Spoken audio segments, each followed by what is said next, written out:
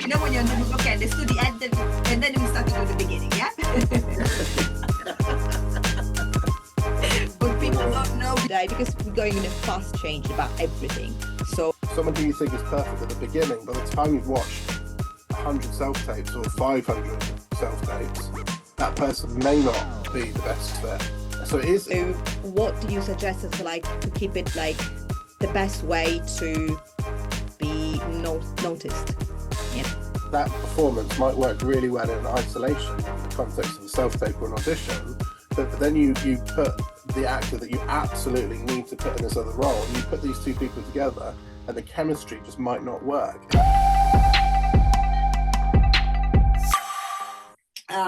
Hi everyone, and welcome to the PIC852 podcast, Actors Essential. We're here today with Hutt, a great director and scriptwriter and award winner with his new short film that came out quite recently, right? Being awarded, nominated in several festivals.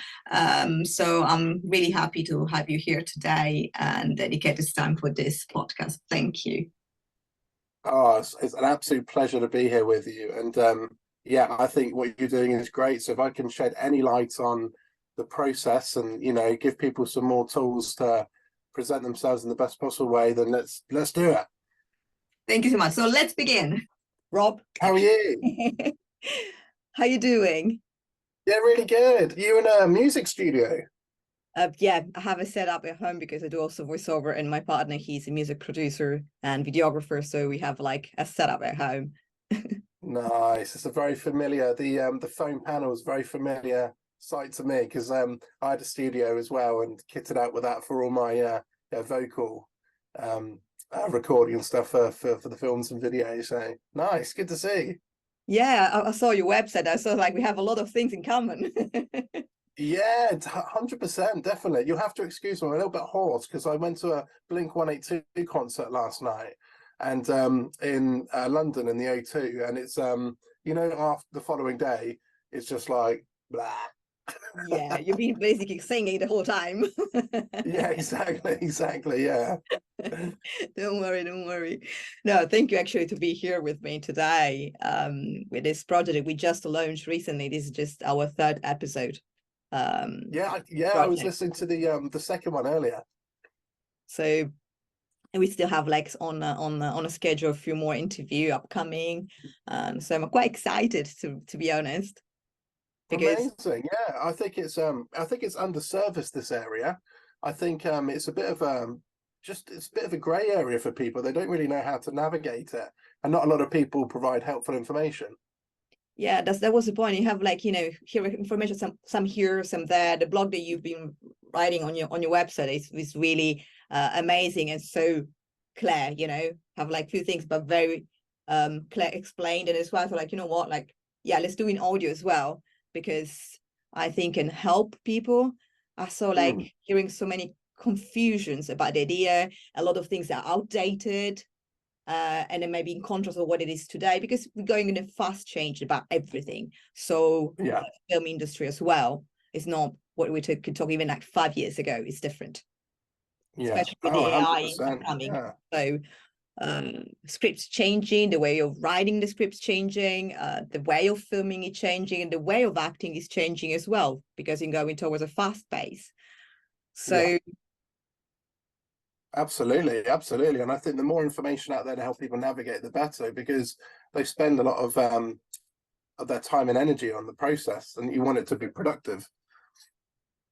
Absolutely. So usually you do you always choose your actors for your projects, like personally, or are you going through sometimes like casting director working with you? I've had the offer of a casting director, but I haven't been able to let go yet of the process, because I know exactly what it's going to feel like on set directing that person. I know exactly what I'm looking for, because I write my own screenplays, so this character has been in my mind since the very beginning. I'm paranoid that someone will slip through the net, and I would see something in someone that perhaps someone else wouldn't. So I'm sure at some stage that's going to become impossible, but at the moment I manage the whole process, and it is really tough. Like, I know it's tough for the person who's auditioning, but from a casting director's perspective, to give the time and attention to hundreds of self-tapes and thousands of submissions sometimes is just really tough, and to keep it fresh and not get fatigued by it as well, because what you don't want to do is the 100th person you've looked at, you don't want them to having paid the price, the fact that they're the 100th and not the first. You want everyone with a fresh pair of eyes and with that same enthusiasm. You know, so that's really important. So yeah, everything myself at the moment. But when you go through the process to select the people, let's say like you're watching this, you know, it get several days, I imagine, to look all of them. Do you somehow, you just like, you know, in the bunches, you just say like on number 50 of the audition, say, oh my gosh, this is the one. You still keep going watching all of them, or like you would just kind of like, okay, I select that one, I put a star, this is one of my favorite, but I still want to see all of them? So I create, I've got it's 4 stages. This last film has had 4 stages. So I use Spotlight for the first time, and obviously huge response from Spotlight, given the size and the scale of it. And there's a process where you would just look at, you know, aesthetically, does that person look like they could be this character? And I find that really difficult, because actually I think it's really important how people project their personality in an image. That is very difficult. But I mean, I had over 3,000 submissions, and I can't watch everyone's show reel. I physically can't watch through that. It's impossible. So you have to go through that process, which is a tough one. And that's a massive decision for, you know, if you want to play, I mean, that's like, I guess it's rule number 1. If you're looking to play a drama, a character involved in a drama, your profile picture needs to look like someone, you know, like shadows, expressions, composition. Immediately it needs to invoke, oh, that's something interesting, because often at the time it can be quite subjective, but there's things you can do to amplify your association with a particular role or genre. And then what I'll do is I'll create just a folder of everyone's self-tapes, and then I will create a shortlist, and I will just add people into the shortlist as I watch them. But then what happens is you could get so far through, and then you might take someone out of the shortlist because you thought that was what you were looking for, and then suddenly you get someone with a different take on it, and you think, oh no, that's a fantastic interpretation of the character, and suddenly your mind changes. It becomes really fluid and dynamic. And then I have the final folder, which is basically cast ? Which is, I think I could place this person in the role. But again, people come in and out of that as you go through. So it's not until you've literally watched all of the self-tapes that you go, okay, so I'm confident that's the right shortlist, and I've now whittled it down to the actors that I'm going to be offering the role to. So yeah, it is fluid, and it's not, you know, someone who you think is perfect at the beginning, by the time you've watched 100 self-tapes or 500 self-tapes, that person may not be the best fit. So it's a very tricky process. Also because I think it has to fit always with like also the other roles in the movie. So you might have like 2 people that have exceptional interpretation, very different between them. You like them both, but then in the economy of the project, that person might fit better with that character and the other characters. That could happen as well. Absolutely, and it's not just the actor who has the most experience who does the strongest performance, because that performance might work really well in isolation in the context of a self-tape or an audition, but then you put the actor that you absolutely need to put in this other role, and you put these 2 people together, and the chemistry just might not work, and you could tell that straight away. You know, I mean, I'm really into my psychology, so things like asymmetry of information and transactional analysis, where you have 3 states. You have your authoritarian parent state, you have your peer-to-peer state, and you have your childlike state. So if you have a character which is quite dominant, and then you have like a strong character who is having a conversation with them, that's very different to having a dominant character and a vulnerable character, which is either feeling vulnerable or has been pushed to the point where they're having to stand up, and the audience can go, my God, what a brave act to clearly be seen as that vulnerable, but yet being able to bring an energy and a passion to a scene, but that's diluted when the performance can be too strong by the other actor. So it really is like a formula, and you don't know what the formula is going to be like until you start settling on the archetypes for these characters and the actors that are going to play them.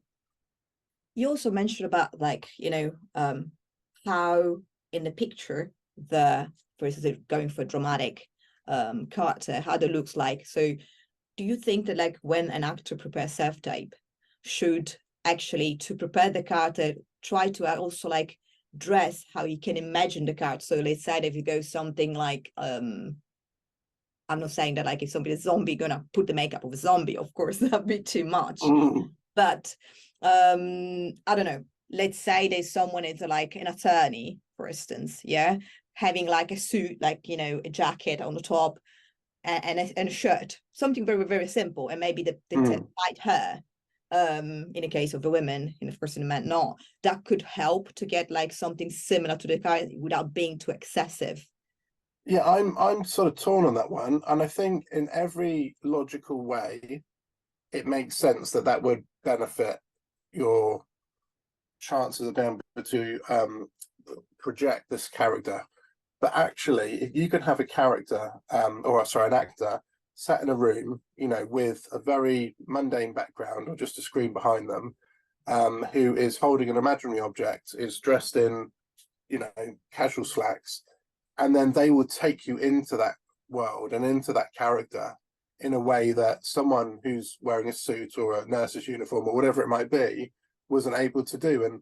And also, like, sometimes you can like a performance and you think, yeah, that person could play a doctor, and you think, well, is that because they're dressed as a doctor, or is it because they've actually convinced me that they are a doctor? So as a director, you stop for a second, you just have to check yourself, and you almost have to put aside the presentation and then isolate the performance. So I would say don't go too far, because the power comes from me imagining that. If I can imagine that, you've done a fantastic job, and you didn't need to dress up or you didn't need to use props at all. But subtly it can work, but just don't overdo it, if that's helpful to say that. So let's say that, like, keep it like very simple, a bit like the headshots concept, as simple as it is, and more imaginary can Yeah, absolutely. Watching. So, like, I'm using a pen or a notebook in Audition. It's a little bit for yourself to get into character, but not overdoing, because that will be somehow misleading, Yeah, I mean, a good example is I've cast a therapist in my new film, and they naturally wear glasses, and that helped because actually I always imagine the therapist wearing glasses, but you can put glasses on anyone, so It doesn't make a huge difference. You have it, you use it. Yeah, there we go. Absolutely, yeah. But actually, glasses are a fantastic example. So we had Mark, who we gave the role to, and he had a notebook, and he was just I don't know whether he was actually writing or pretending to write. And then just before he delivered a line, he would look at the notebook and he would take off his glasses, and they were hitting. What he did with that is he created a moment where whatever he was about to say was going to be quite important. So therefore, my senses tuned in, and he delivered it very well. So the subtle props and how you use them can amplify the moment, and then you can win a role on one moment. Because if a director sees one moment that they are surprised by or pleasantly pleased to see, they can, in their mind, they can work with that.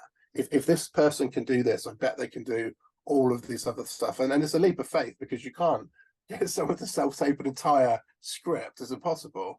But what you can do is you can go, okay, I'm going to give you some segments, and then I believe, based on what you've done, that you will lend yourself to the rest. And I'm going to bank on that. And that's the basis that you offer the role.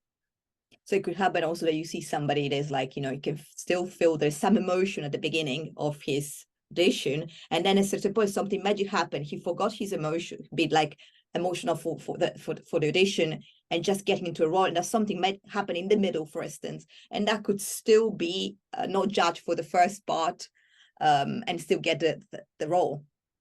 Yeah, so actually, the therapist I was referring to, he delivered his lines wrong, but within character, incorporated and backtracked and represented them. And what was really important there was I could see that he could remain in character and adjust a small error which had been made, which meant that he was clearly the character at that moment in time.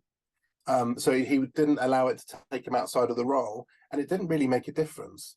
You know, you could have someone who could deliver the lines perfectly, can even put the emphasis on the things that you want them to put on, but it doesn't quite feel like it clicks. And then you can have someone else who maybe is a little bit looser around those words, but what they're projecting is the spirit of the character. And actually, this is something that I think is really important is, you know, we're not casting for actors, we're casting for characters. So we need to find these characters, and we need to be sold that you are that person. So it's not about playing that person, it's about convincing me that you are, or you could be that person. So everything about the performance needs to just draw me in.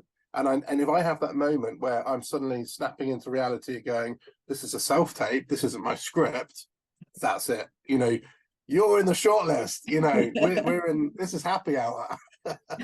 So sometimes like even like be precise on a script, once you have like the motion is right, can still be considered. Definitely. I mean, it's ideally everything would be delivered perfectly, but every day you would take the actor who can project the emotion of the character and take you into the world that the script has built, over someone who is perfectly delivering every line. You know, because ultimately it's about the whole, you know, the whole film is about creating a bubble that the audience steps into and stays in that bubble, and then he only comes out at the very end. So the moment someone's able to take you into a place and keep you there and forget that you're even in there, that's it. That's where the power comes from. And you'll know whether, and you have the confidence to know that, you know, people are doing multiple self-tapes or multiple projects. It's really hard to learn every single line and every single accentuation on a word or a phrase, and sometimes you won't even receive those notes, directing notes. And what's really powerful is when someone uses their intuition to put a certain emphasis on a phrase or a word, and you never asked them to, but it was in your mind from the beginning, and their instincts have led them to do that, which makes you again think, do you know what, this person understands this character. And it's almost like a mutual friend then. It's like you got the director and you got the actor, and you've got this mutual friend who's the character, and you can almost have a discussion about them. And the moment you feel like you could do that, again, it's feeling really good. I like it. I really like it. Do you think like when people like send two, it's beneficial to send two different takes?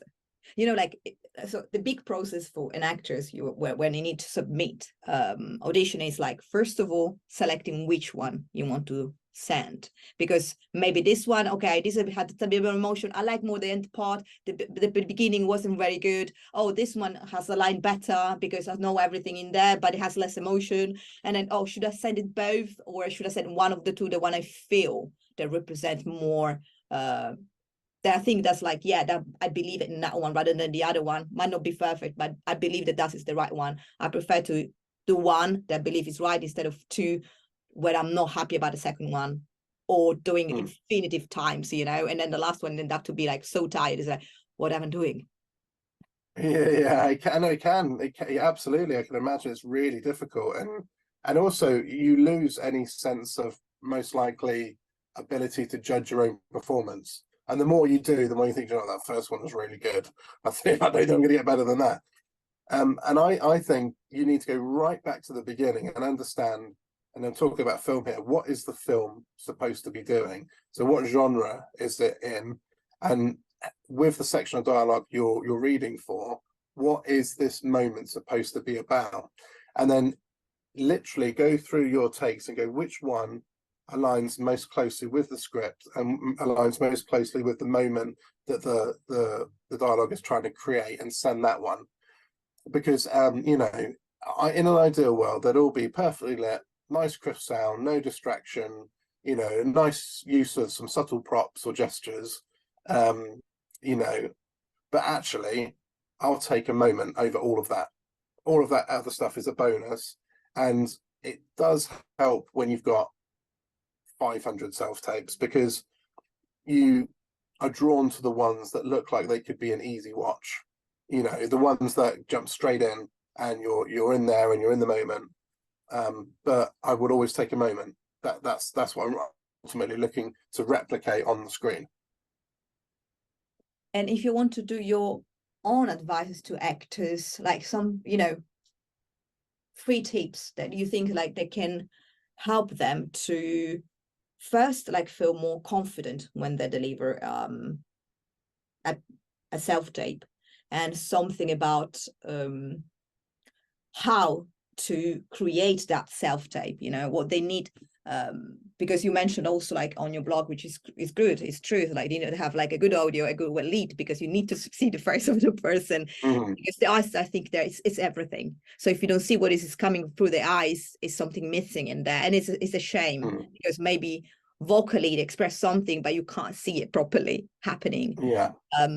So what do you suggest? So so in terms of just top tips for actors, so first of all, forget, don't imagine there's a director at the end of it or a casting team. That's not gonna help anyone at all. So imagine that you are actually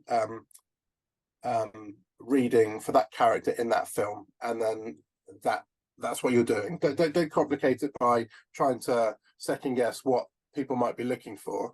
So it's your interpretation on the information you've been given, and be that character. So really think about, and I think active listening is a great one. So I often find you could find a strong actor who will deliver their lines quite well, and then they will become quite passive, and then they'll just wait for the reader to read the other line.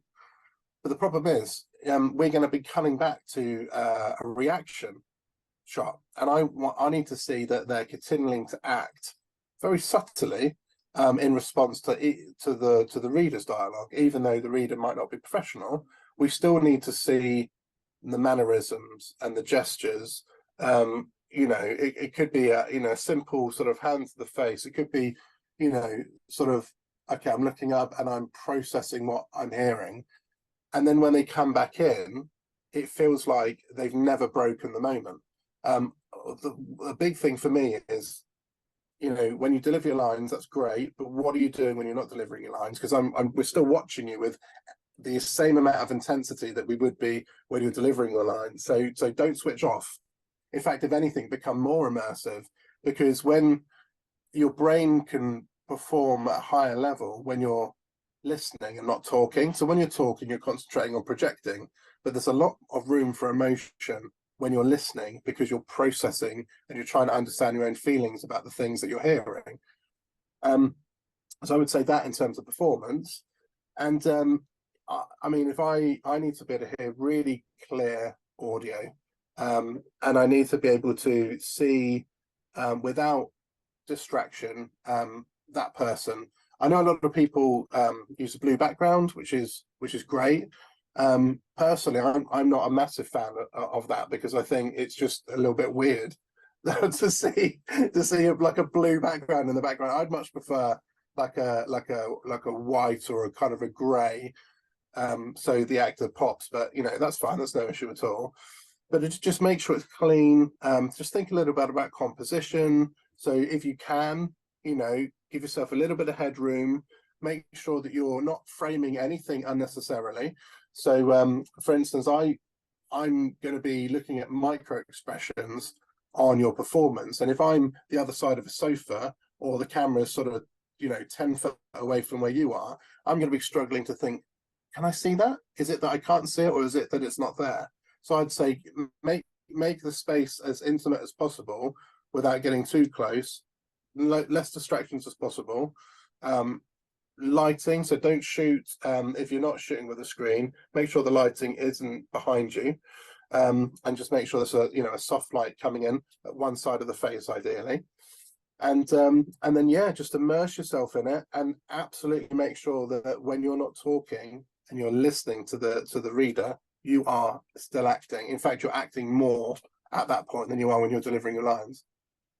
It can help having as a reader another actor, do you think, in your personal opinion, like to somehow push your, because of course, like it's not just delivering a line, but when you have someone that is reading, somehow being the other character can somehow help you, not the actor, to get to something more, that's something that make more realistic, because you're reacting on that instead of reacting, or you imagine listening a line, but imagine that is someone that is not. So it's easier for the actor to have a professional reader, because it gives you an emotional platform to bounce off to deliver your lines. For a casting director, it's nice, but actually when you have an automated voice, and there's still a very strong performance from an actor, you can make an actor shine even more, because you think despite the limitations of the reader, you are shining through with this character. So I think it makes it easier on the actor, but I think a casting director should be experienced enough to go, do you know what? All of that distraction aside, that was an incredible performance. Imagine what that person could do when they had a professional actor stood, 6 foot away from them. Okay, yeah, that sounds good. Because so you have very opinion, like, so somebody's like could be on one side, distracting, because the other actor could be like even better and somehow push you down. And on the other hand, for some other people could be shining you more, because you really need, because I think it's really vary from person to person. Like, some people are able to memorizing the line and just getting into the character, just if you have a realistic conversation with somebody, because they believe it. And some others like, no, that don't matter. It's just like they have their own imagination in dealing with what they're projecting in.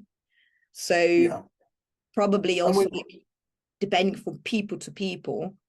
But I think that knowing the type of actor you are and what you need for yourself to make your delivery be realistic can help, because sometimes like you listen all the opinion, or just you reading things, and then you affect it, and you say, oh, maybe I feel that like my delivery could be potentially benefit of it, but I'm not doing, because I don't want that they're taking him instead of me, or taking her instead of me, and then you just putting yourself in a box and not doing something that actually you want to express.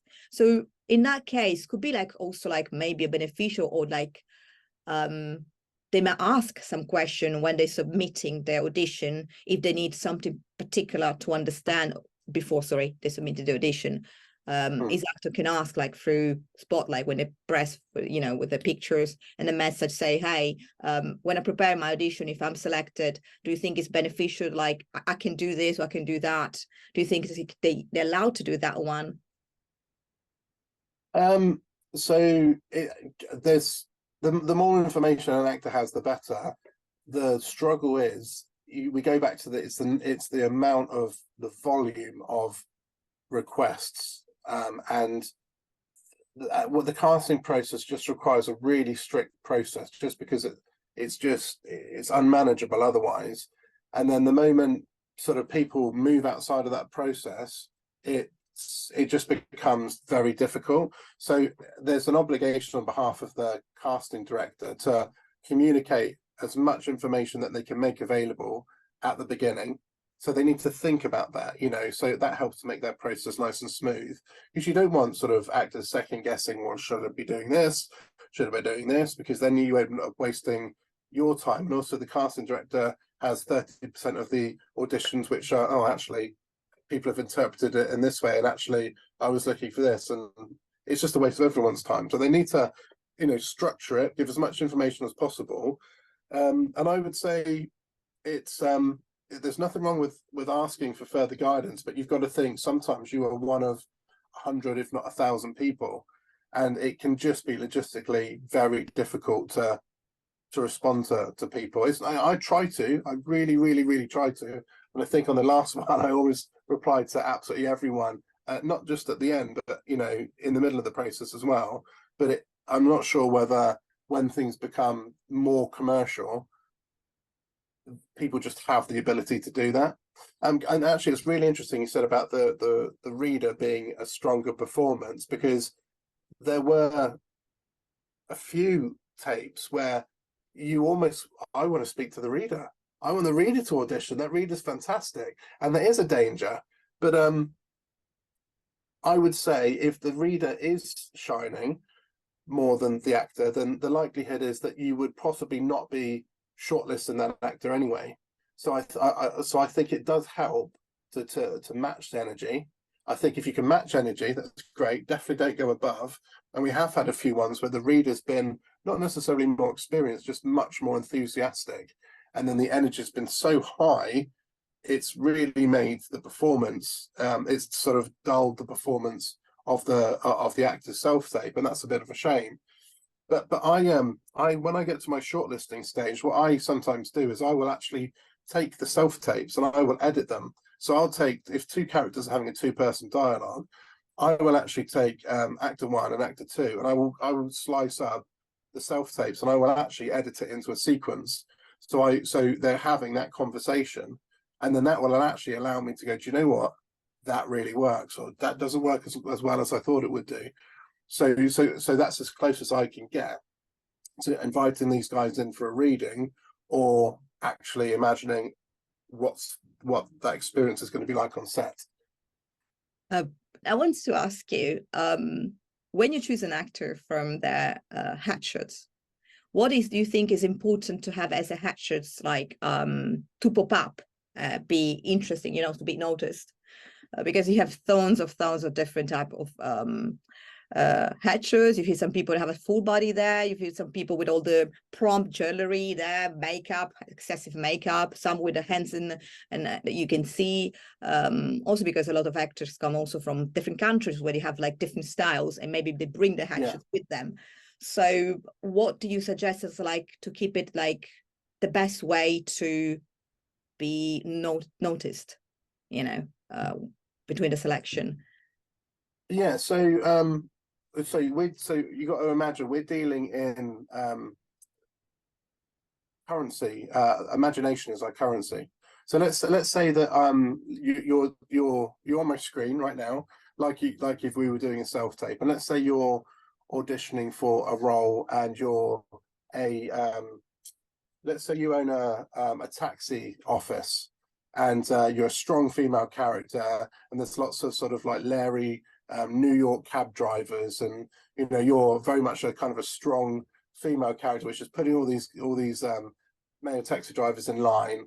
I need to be able to build that scene around you. So if you present yourself in too much of a way, in terms of like, if you're a blank canvas, I can add all of those. I can drop the background in my mind, which I'm doing now. You're in a taxi office. You've got lots of bits of paper, clipboards. It looks really disorganized, but everything that's going on.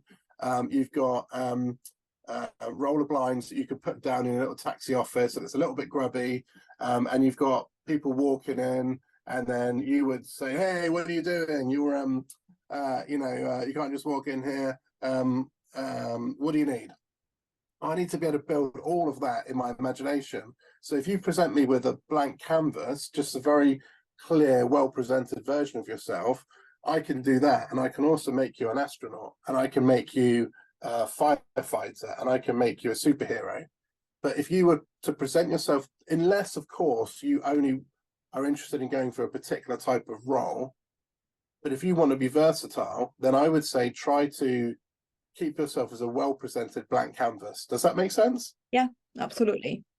I mean, also because like, so many times, like I think like when you see people for the pictures, you can really imagine like a lot of movies following just their expression, simple things like, just like the chin up, you know, they give that the type of vibes of a person, or the chin down, it makes you feel a bit more evil, more determined, just little things like that in a just simple pictures with plain background, open world. That's why I believe and I love it. So I would just like, you know, ask from your side, how does it look like, you know, because you select in there and you have your imagination working from there. Yeah, so you've got some sort of a studio light on your left at the moment, or no, on your, where is it? Yeah, on your left. Yeah, on the left. Yeah, absolutely. So if you were to and you've got some natural light source on the other side, a window or something. Exactly. Okay.